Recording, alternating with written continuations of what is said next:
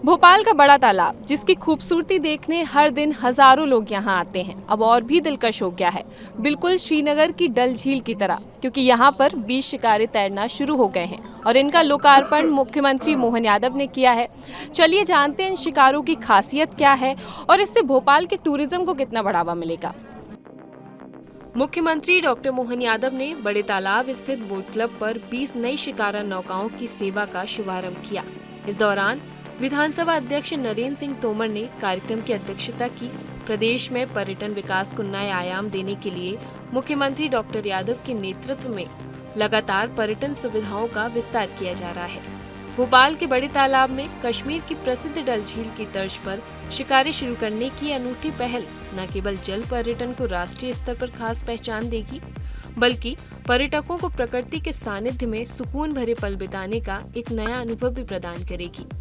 इस पहल का मुख्य उद्देश्य प्रदेश के जल पर्यटन को राष्ट्रीय और अंतर्राष्ट्रीय मंच पर नई पहचान दिलाना है। मुख्यमंत्री की मंशा के अनुरूप पहली बार मध्य प्रदेश में इतने बड़े पैमाने पर शिकारा संचालन की शुरुआत हो रही है। भोपाल में अद्भुत शुरुआत मिली है। पर्यटन के कई क्षेत्रों में हमारा प्रयास चल रहा है। ऐसे में भोपाल का बड़ा तालाब, हमारी भोपाल की प्रदेश की सबसे बड़ी झील, ये डल झील की तरह शिकारों के साथ पर्यटन के एक नए केंद्र के रूप में विकसित होने के लिए आज शुरुआत हुई है। 20 से ज़्यादा शिकारे, जिसमें जो कश्मीर के अंदर एहसास कराते शीतकाल में ये अद्भुत सौगात हेमंत ऋतु में भोपाल के माध्यम से प्रारंभ हुई है। ये हमारे अपने भोपाल से पर्यटकों के लिए एक नया केंद्र डेवलप हो रहा है। यद्यपि टाइगर अभयारण्य के नाते से भोपाल को गत वर्ष बड़ी सौगात मिली थी, ये सिलसिला लगातार जारी रहेगा। माननीय विधानसभा अध्यक्ष श्रीमान नरेंद्र सिंह तोमर जी, नेता प्रतिपक्ष मोहम्मद सिंगार जी, विधानसभा अध्यक्ष हरियाणा श्रीमान कान्याल जी और सभी माननीय मंत्रीगण, पर्यटन विकास मंत्री माननीय प्रहलाद सिंह लोधी जी। राजधानी भोपाल में बड़े तालाब के पास 20 शिकारों की शुरुआत हुई है और यहाँ पर लोगों की भीड़ जमा है। चलिए जानते हैं लोगों को ये नई पहल कैसी लगी है। तो मैं ये जानना चाहूँगी कि यहाँ पर 20 शिकारों की शुरुआत होने जा रही है। आपको क्या लगता है भोपाल के टूरिज़्म को इससे बढ़ावा मिलेगा?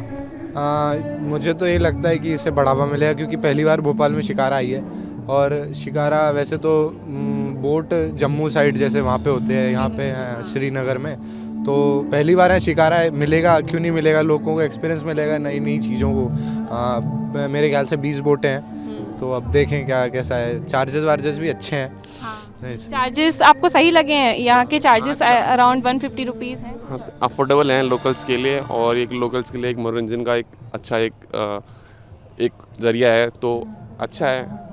श्रीनगर की डल झील की तरह यहाँ पर 20 शिकारों की शुरुआत हुई है, तो आपको क्या लगता है वहाँ का एक्सपीरियंस यहाँ मिल पाएगा?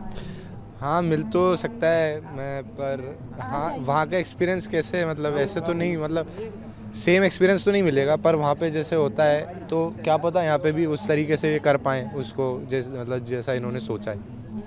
तो चलिए जानते हैं और लोगों का यहाँ का कैसा एक्सपीरियंस रहा है। यहाँ पर 20 शिकारों की शुरुआत हो रही है भोपाल में, तो आपका पहले तो मैं ये जानना चाहूँगी एक्सपीरियंस कैसा है? अभी शुरुआत हो रही, कैसा एक्सपीरियंस है? जी, लेक तो बहुत ही सुंदर है, साथ ही साथ बॉडी बहुत अच्छी है, अच्छा ही रहेगा।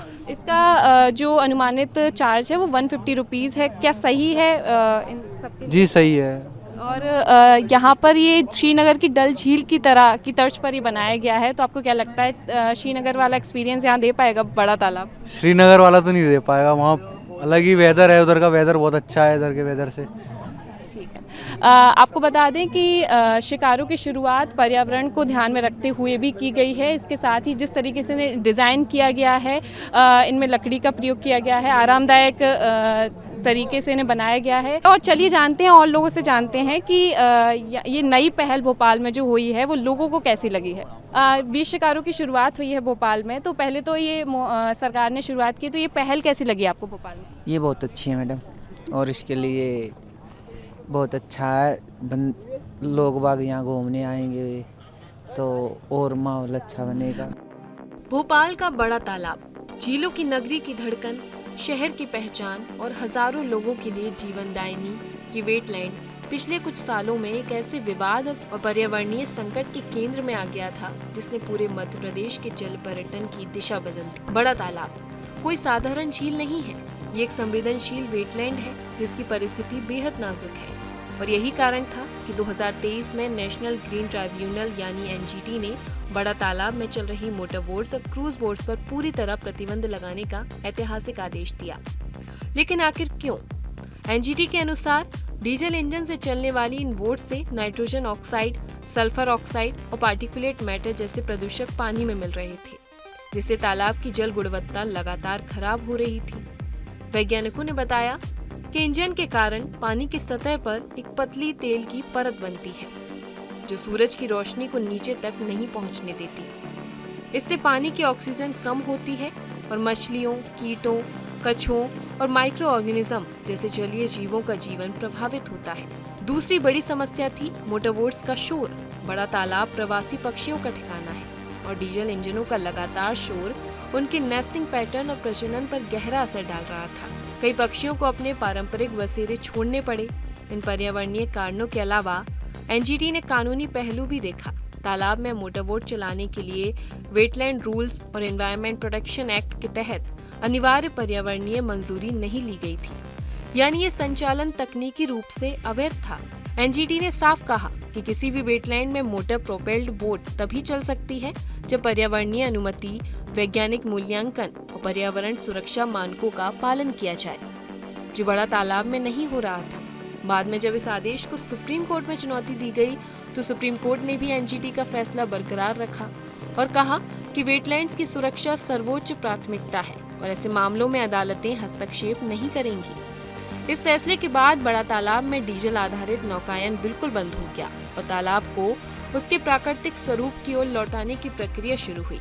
यही एक पृष्ठभूमि है जिसके बाद आज हम नया बदलाव देख रहे हैं, पर्यावरण अनुकूल शिकारा आधारित वाटर टूरिज्म, जो प्रदूषण मुक्त, शांत और सुरक्षित है।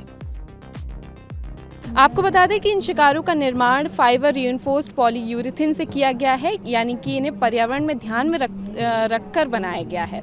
और इसके अलावा अगर लोग यहाँ पर विजिट करना चाहते हैं, यहाँ पर एक्सपीरियंस करना चाहते हैं, तो ये इसके जो समय है वो सुबह 7 बजे से शाम के 7 बजे तक रहेगा और इसके जो चार्जेस हैं वो अनुमानित चार्जेस हैं 150 रुपये।